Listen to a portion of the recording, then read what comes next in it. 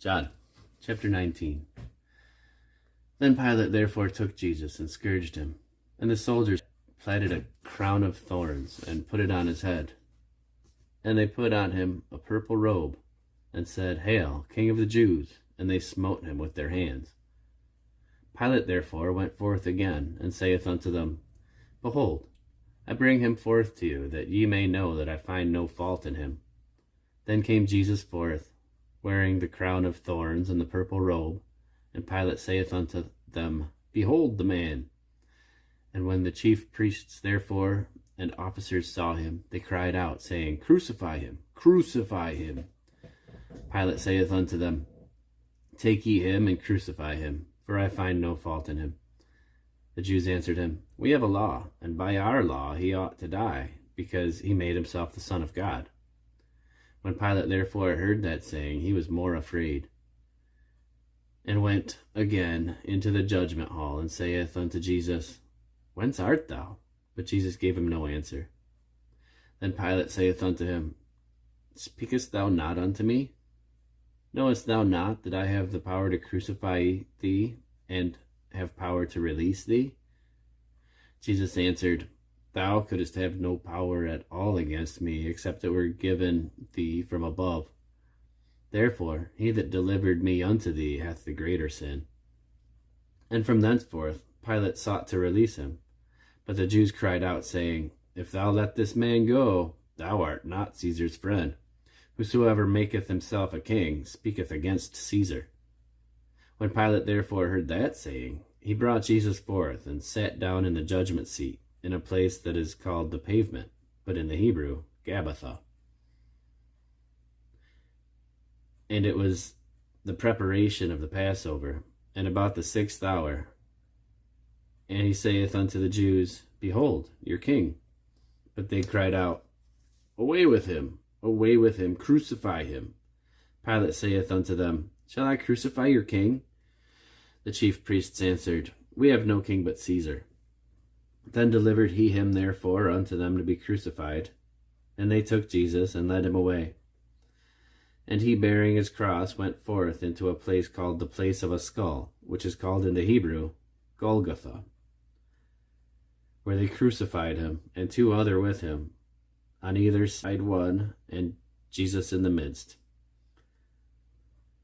And Pilate wrote a title, and put it on the cross. And the writing was, Jesus of Nazareth, the King of the Jews. This title then read many of the Jews, for the place where Jesus was crucified was nigh unto the city, and it was written in Hebrew, and Greek, and Latin. Then said the chief priests of the Jews to Pilate, Write not the King of the Jews, but that he said, I am the King of the Jews. Pilate answered, What I have written, I have written. Then the soldiers, when they had crucified Jesus, took his garments and made 4 parts, to every soldier a part, and also his coat. Now the coat was without seam, woven from the top throughout.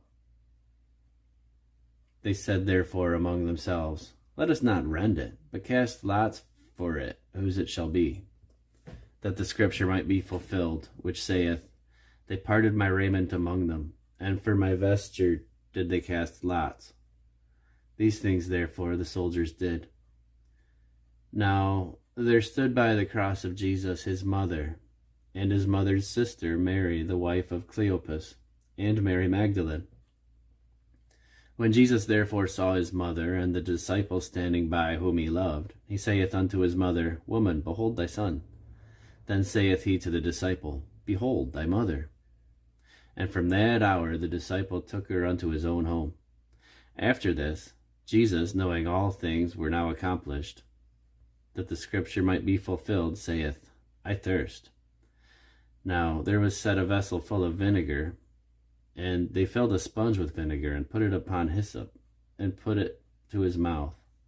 When Jesus therefore had received the vinegar, he saith, It is finished. And he bowed his head, and gave up the ghost. The Jews therefore, because it was preparation, that the bodies should not remain upon the cross on the Sabbath day, for that Sabbath day was an high day, besought Pilate that their legs might be broken, and that they might be taken away. Then came the soldiers, and brake the legs of the first, and of the other which was crucified with him. But when they came to Jesus, and saw that he was dead already, they brake not his legs. But one of the soldiers with a spear pierced his side, and forthwith came there out blood and water. And he that saw it bare record, and his record is true, and he knoweth that he saith true, that ye might believe. For these things were done, that the scripture should be fulfilled, a bone in him shall not be broken. And again another scripture saith, they shall look on him whom they pierced.